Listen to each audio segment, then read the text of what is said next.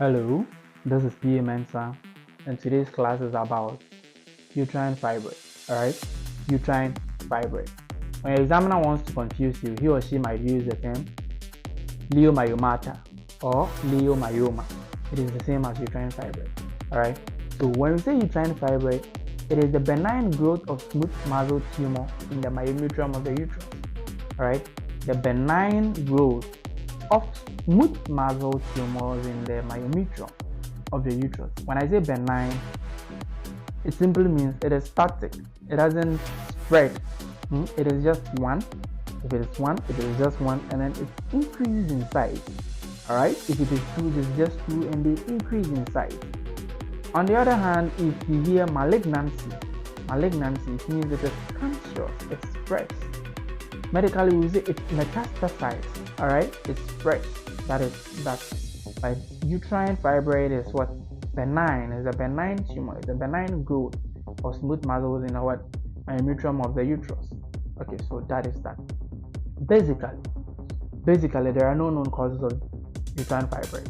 Alright, there are no known causes of uterine fibroid. Somebody tells you that they know the actual causes of uterine fibroid, you should look at them twice. Alright, okay. So, however, there are risk factors. There are risk factors that predispose the individual towards having uterine fibroid.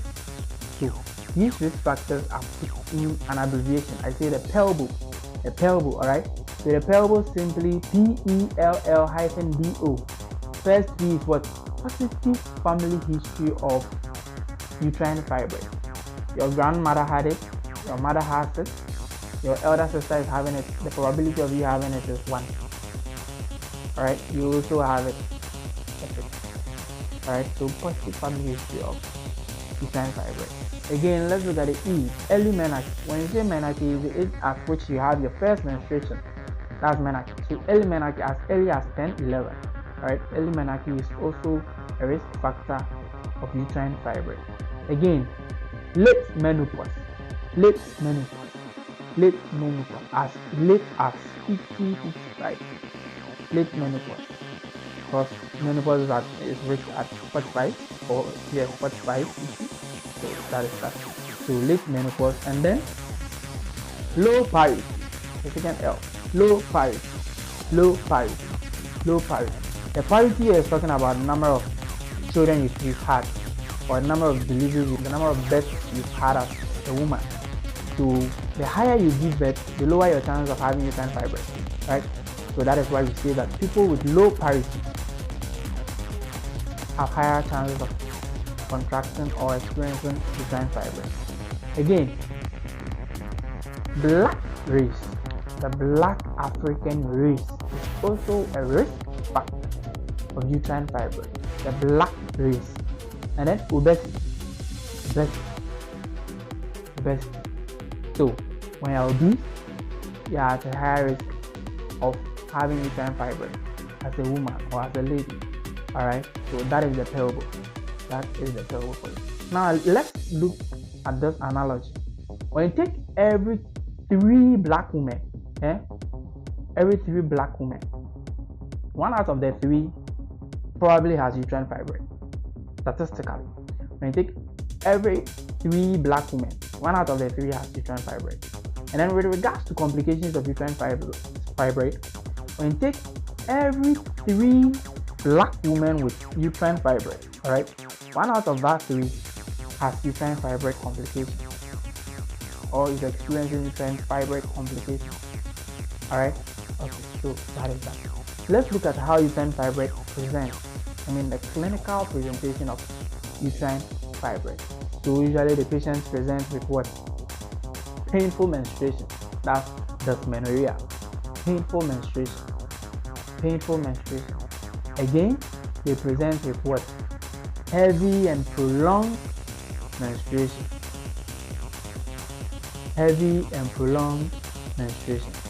Again, they have the inability to conceive, or better still, we call it infertility. They are infertile, right? They have the inability to conceive. So they present with painful menstruation, prolonged or heavy menstruation, and then infertility or inability to conceive. Right? Okay. There might be other symptoms that point to uterine fibroid. For example, swelling or enlargement of the lower abdomen, swelling or enlargement of the lower abdomen, as well as persistent lower abdominal pain, persistent lower abdominal pain. Alright, persistent lower abdominal pain. Okay, so that is that.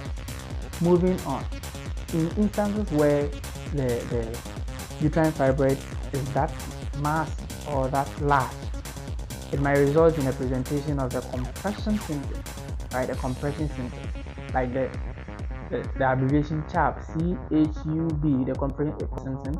We have the constipation, the hydronephrosis symptoms. Yes, so constipation, hydronephrosis, urine retention, right? As well as what? Bipedal edema. So these are the four examples of compression symptoms. All right. So, like I said, when the fibroid is that large, it might result in a presentation of these compression symptoms that I just mentioned. All right. Bipedal edema, urine retention, hydronephrosis, and then what? Constipation. Okay. So let's move on. On examination with regards to uterine fibroid. All right. On examination, abdominopelvic palpation might reveal foul irregular pelvic mass, mobile irregular pelvic mass. Right, so that is that. What are some investigations we could do? We could do full blood count, yes, to know the Hb levels, because the patient could be anemic at any point in time as a complication. Alright, so that is that. So we look at the full blood count, and then physically diagnosing clinically, we would have to confirm with what? A pelvic ultrasound scan. So other investigation that we could do, we would have to do. It's not like we could do, we would have to do with regards to uterine fibroid. We have a pelvic ultrasound scan. A pelvic ultrasound scan. Alright, okay, so that is that. And then with treatment, uterine fibroids are known to resolve on their own sometimes. So we could give an expectant and a conservative management. Just give it time, and then we monitor it. Alright, so an expectant and a conservative management. We monitor progress of it, whether it's resolving or it's increasing. Then we will come in with a medical intention, so we can manage it medically, right, with drugs, with the aim of shrinking fibroid. Again, we could manage it surgically, where we will do the myomectomy, or better still, hysterectomy. You see, whenever that I mention the hysterectomy part, I become more sad. This is the instance, with regards to surgery, this is the instance where we would have to look at the patient's age, the patient's reproductive wishes, as well as the severity of the condition. It's very sad. Just imagine a 35, 27, 36-year-old who has just given birth to just one and would have to lose the uterus due to uterine fibroid. It's so sad. But then, when there is a need for it, we'll do the surgery, we'll do the myomectomy, or better to the hysterectomy. Alright, okay, so that is that. Option you could be looking at is adoption. Adopt a child with your partner, alright? And I think with conversation, good communication and understanding, you could have a partner who would want you for whatever, or regardless of whatever that has happened, and maybe have an adopted child with you. Alright, okay, so that is that. So that's what treatment. Bear in mind that the growth of uterine fibroids usually depends on the level of estrogen a lady or a woman is having. So the higher your level of estrogen, the higher the tendency of what? Having uterine fibroid. Right? So that is why uterine fibroid is usually common in the reproductive ages. They are known to shrink after menopause. They are known to resolve on their own after menopause. They just go away just like that because the levels of estrogen drops. Alright? Aside that, it is known that after menopause, no new fibroids develop. Alright? After menopause, no new fibroids develop. So that is that. To end the class here, just leave a comment in the comment section, like the video and share it to a friend to have the insight you've had. If you've not subscribed, subscribe. Bye bye.